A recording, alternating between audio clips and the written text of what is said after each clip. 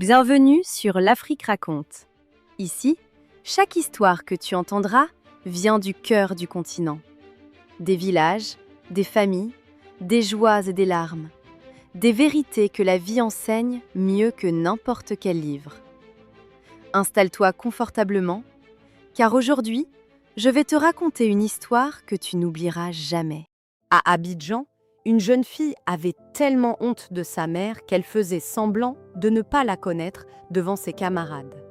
Pour elle, cette vendeuse de poissons aux vêtements imprégnés de fumée représentait tout ce qu'elle voulait fuir. Mais un jour, sa mère s'effondra au milieu du marché. Et dans une vieille boîte en fer, la jeune fille découvrit un secret caché depuis ses 17 ans. Un secret qui allait bouleverser toute sa vie. Le soleil n'était pas encore levé sur Abidjan lorsqu'Aminata ouvrit les yeux. Dans la petite maison qu'elle louait à Yopougon, le silence était seulement interrompu par le ronronnement d'un vieux ventilateur. Aminata s'assit lentement sur son matelas et posa une main sur son dos douloureux. Elle n'avait que 48 ans, mais les longues années de travail avaient déjà profondément fatigué son corps. Malgré la douleur, Aminata se leva sans se plaindre. Dans la pièce voisine dormait Nadia, sa fille unique, âgée de 17 ans. Aminata poussa doucement la porte et l'observa pendant quelques secondes. En voyant les cahiers soigneusement empilés près de son lit, son visage fatigué s'éclaira. « Ma fille ira loin », murmura-t-elle. « Elle ne connaîtra pas la vie difficile que j'ai connue. » Aminata referma doucement la porte, puis alluma son petit réchaud. Comme chaque matin, elle prépara de la bouillie pour Nadia avant de partir travailler. Elle posa le bol sur la table, accompagnée de quelques pièces pour son transport. Malgré ses faibles revenus, elle veillait toujours à ce que sa fille ne parte jamais à l'école le ventre vide. Avant de quitter la maison, Aminata vérifia une dernière fois que Nadia ne manquait de rien. Puis, elle plaça un morceau de tissu sur sa tête et souleva sa lourde bassine. Pendant que le quartier dormait encore, elle prit seule le chemin du marché. Chaque matin, qu'il pleuve ou que le soleil brûle, Aminata répétait le même trajet avec un seul objectif, construire un avenir meilleur pour sa fille. Chaque matin, Aminata installait sa marchandise au même endroit, près d'un caniveau, entre une vendeuse de bananes plantains et un vieux réparateur de chaussures. Son commerce n'était qu'une petite table en bois protégée par un parasol usé.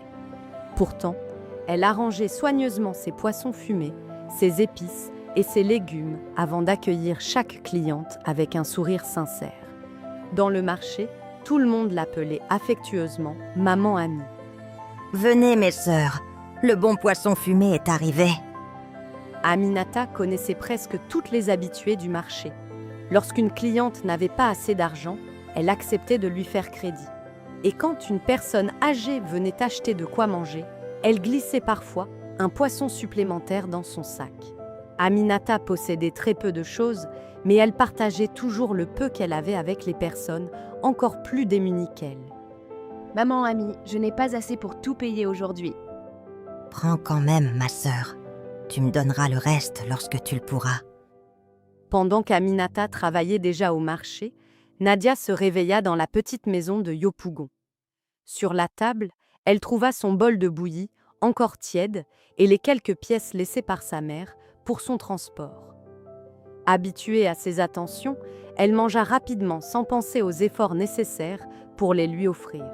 Puis, elle enfila son uniforme et se prépara à rejoindre son lycée. Nadia fréquentait l'un des meilleurs lycées d'Abidjan. Grâce au sacrifice de sa mère, elle portait toujours un uniforme impeccable et possédait tout le matériel nécessaire pour étudier. Mais au milieu de ses camarades issus de familles aisées, elle cachait soigneusement sa véritable vie. Elle ne leur avait jamais dit qu'elle habitait une petite maison à Yopougon, ni que sa mère vendait du poisson fumé au marché. À la pause, les camarades de Nadia commencèrent à parler de leurs parents. L'une racontait que son père dirigeait une grande entreprise, tandis qu'une autre se vantait des voyages organisés par sa mère. Lorsque les jeunes filles demandèrent à Nadia ce que faisait la sienne, son cœur se serra. Honteuse d'avouer qu'Aminata vendait du poisson fumé au marché, Elle baissa légèrement les yeux, puis inventa un mensonge. « Et ta mère, Nadia, qu'est-ce qu'elle fait dans la vie ?» « Ma mère travaille dans le commerce international. Elle voyage souvent, c'est pour cela que vous ne la voyez jamais. » Les camarades de Nadia Melad de Nadia furent immédiatement impressionnés. Elles l'interrogèrent sur les voyages de sa mère et sur les pays qu'elle visitait. Prise au piège, Nadia continua d'inventer. Elle affirma qu'Aminata travaillait avec de riches commerçants et qu'elle rentrait rarement à la maison. Chaque nouvelle phrase éloignait un peu plus la jeune fille de la vérité et de cette mère qui sacrifiait pourtant toute sa vie pour elle. « Waouh! Ta mère doit être une femme très importante. » « Oui, elle travaille beaucoup. Elle fait souvent des affaires dans le secteur à l'étranger. » Pendant que Nadia impressionnait ses camarades avec ses mensonges, Aminata terminait sa longue journée au marché. Elle avait vendu une grande partie de sa marchandise, mais l'argent gagné suffisait à peine pour payer le loyer, la nourriture et les frais de scolaire de sa fille. Le dos douloureux et les jambes épuisées, elle compta soigneusement chaque pièce, puis mit discrètement de côté l'argent nécessaire pour les études de Nadia. Pour elle-même, elle ne garda presque rien. « Tant que ma fille peut continuer ses études, je supporterai tout le reste. » À la tombée de la nuit, Aminata rentra enfin chez elle. Épuisée par cette longue journée, elle posa sa lourde bassine près de la porte et tenta de cacher la douleur qui traversait son dos. Lorsqu'elle aperçut Nadia assise avec ses cahiers, son visage s'illumina immédiatement. Elle oublia sa fatigue et lui demanda tendrement comment s'était passée sa journée. Mais Nadia répondit froidement, sans même lever les yeux de son téléphone. « Bonsoir, ma fille. Ta journée au lycée s'est bien passée ?»« Oui, maman, comme d'habitude. » Malgré la douleur qui lui traversait le dos, Aminata se remit presque aussitôt au travail. Elle prépara un repas simple avec les quelques légumes invendus du marché. Puis, elle servit généreusement sa fille, gardant pour elle la plus petite portion. Mais Nadia mangeait sans un merci, toujours absorbée par son téléphone. Elle ignorait que sa mère avait parfois le ventre vide pour qu'elle puisse, elle, manger à sa faim. « Mange bien, ma fille, tu dois avoir des forces pour étudier. »« Maman, laisse-moi tranquille, je suis fatiguée. » Le lendemain matin, Aminata remarqua que la chemise d'uniforme de Nadia avait perdu un bouton. Malgré ses doigts douloureux et la fatigue de la veille, elle s'empressa de le recoudre avant le départ de sa fille. Mais au lieu de la remercier, Nadia s'agaça. Elle trouvait sa mère trop lente, trop simple, et craignait surtout que ses camarades puissent un jour les voir ensemble.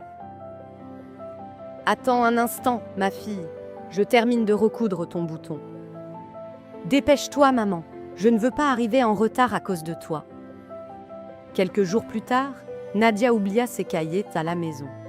Craignant que sa fille soit punie, Aminata quitta précipitamment son étal pour les lui apporter. Encore vêtue de sa robe de marché, imprégnée de l'odeur du poisson fumé, elle arriva devant le prestigieux lycée. Lorsqu'elle aperçut Nadia au milieu de ses camarades, elle l'appela avec joie, sans imaginer que sa présence allait révéler le mensonge de sa fille. « Nadia, ma fille, tu as oublié tes cahiers à la maison. » En voyant Aminata s'approcher avec ses cahiers, Nadia sentit la panique l'envahir. Ses camarades, intrigués, lui demandèrent qui était cette femme, habillée comme une vendeuse du marché. Nadia regarda sa mère, puis les jeunes filles autour d'elle. Prisonnière de ses mensonges et terrifiée à l'idée d'être humiliée, elle prit alors une décision cruelle. Elle fit semblant de ne pas connaître Aminata. « Nadia, qui est cette dame qui t'appelle ma fille ?»« Je ne la connais pas. Elle doit me confondre avec quelqu'un d'autre. »« Nadia, c'est moi, ta maman. Je t'ai apporté tes cahiers. » Les paroles de Nadia frappèrent Aminata en plein cœur. Pendant quelques secondes, elle resta immobile, incapable de comprendre comment sa propre fille pouvait la renier. Puis, apercevant la honte dans son regard, elle comprit la douloureuse vérité. Sans faire de scandale, Aminata déposa lentement les cahiers près de sa fille. Elle ravala ses larmes, baissa la tête et quitta le lycée sous les regards silencieux des élèves. À chacun de ses pas, son cœur de mère se brisait un peu plus. « Pardonnez-moi, j'ai dû me tromper. »« Madame, attendez, vos cahiers ? Gardez-les, ils sont bien pour elle. » Après le départ d'Aminata, un silence pesant s'installa. Les camarades de Nadia avaient bien compris que cette femme n'était pas une inconnue.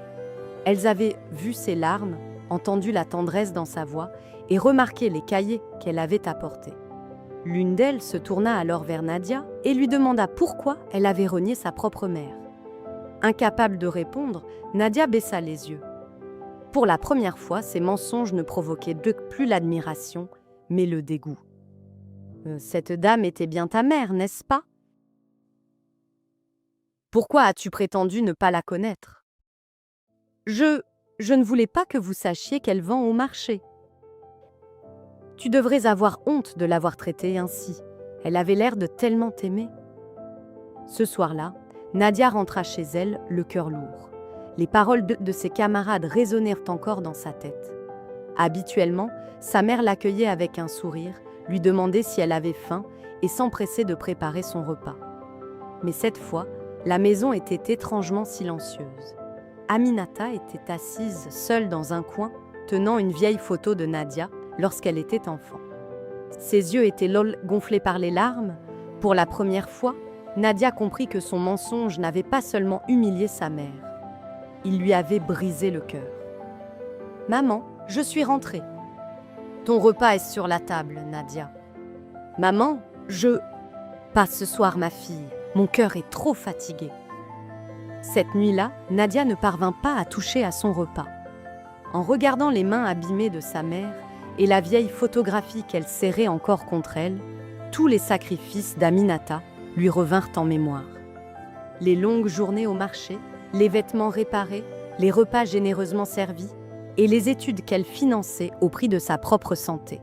Nadia s'approcha lentement, s'agenouilla devant elle et pour la première fois, abandonna sa fierté. « Maman, pardonne-moi. J'ai eu honte de toi, alors que c'est grâce à toi que je suis arrivée jusqu'ici. » Ce n'est pas ton mensonge qui m'a fait le plus mal, Nadia. C'est de voir que ma propre fille avait honte de m'appeler maman. Je regrette tellement. Je te promets que je réparerai tout. Aminata resta silencieuse un long moment.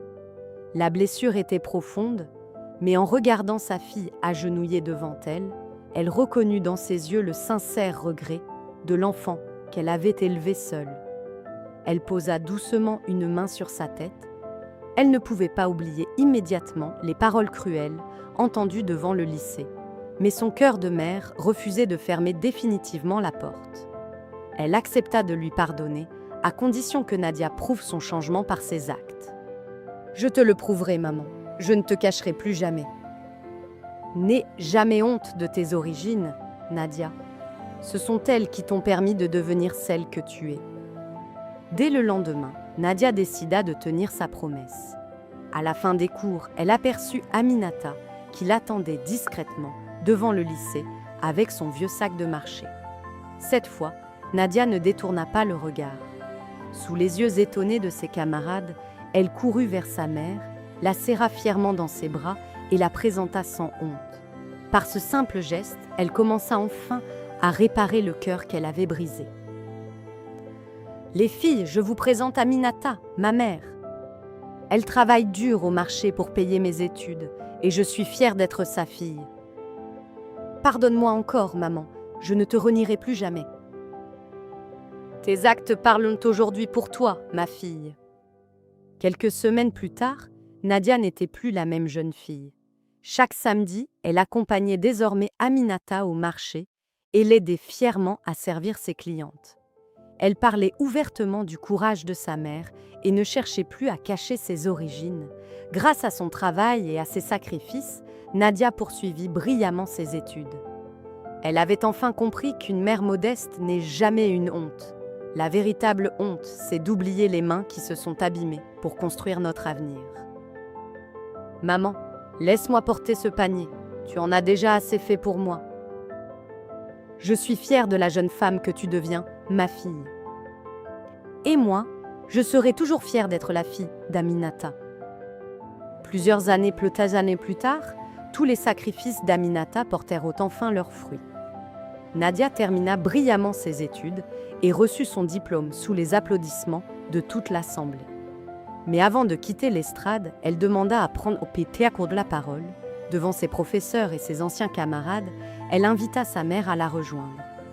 Nadia voulait que chacun sache que derrière sa réussite se trouvait une femme courageuse, dont les mains abîmées avaient construit son avenir. Aujourd'hui, tout le monde applaudit ma réussite, mais ce diplôme appartient aussi à ma mère. Maman, viens me rejoindre, s'il te plaît. Tu as travaillé au marché sous le soleil et la pluie pour que je puisse étudier. Je suis fière de toi et fière d'être ta fille. Ma plus grande récompense, Nadia, c'est la femme que tu es devenue. Ce jour-là, Aminata comprit que ses sacrifices n'avaient pas été vains. Nadia, autrefois honteuse de ses origines, était devenue une femme reconnaissante et fière de sa mère. Elle avait enfin compris que la pauvreté ne diminue pas la valeur d'un parent et qu'aucun métier honnête n'est honteux. Derrière chaque réussite se cachent souvent des mains fatiguées, des larmes silencieuses et un amour qui ne demande rien en retour. N'ayez jamais honte de ceux qui se sont sacrifiés pour vous, car le jour où vous comprendrez leur valeur, il sera peut-être trop tard pour leur dire merci. Merci pour tout, maman. Sans toi, je ne serais jamais devenue la femme que je suis aujourd'hui. Je n'ai jamais eu besoin de richesse, ma fille. Ton amour et ta réussite sont ma plus belle récompense. Je t'aime, maman, et je serai toujours fière d'être ta fille. Et vous, avez-vous déjà pris le temps de remercier votre mère ou votre père pour tous les sacrifices accomplis dans l'ombre? N'attendez pas de réussir pour reconnaître leur valeur. Un simple merci, un geste d'amour ou une parole de fierté peut réparer bien des blessures. Si cette histoire vous a touché, partagez-la afin que personne n'ait jamais honte de ceux qui ont tout donné pour lui. Maman, désormais, je raconterai toujours avec fierté tout ce que tu as fait pour moi. Alors, mes sacrifices n'auront pas été vains, ma fille. N'oubliez jamais, la pauvreté d'un parent ne doit jamais devenir la honte de son enfant. Si cette histoire vous a touché, abonnez-vous à l'Afrique raconte, partagez cette vidéo et dites-nous en commentaire ce que vous retenez de l'histoire de Nadia et Aminata. Cette histoire nous rappelle qu'il ne faut jamais avoir honte de ses parents ni oublier leurs sacrifices. Si l'histoire de Nadia et Aminata vous a touché, dites-moi en commentaire ce que vous en retenez. N'oubliez pas de vous abonner à l'Afrique raconte, d'aimer et de partager cette vidéo. À très bientôt pour une nouvelle histoire pleine d'émotions et de leçons de vie.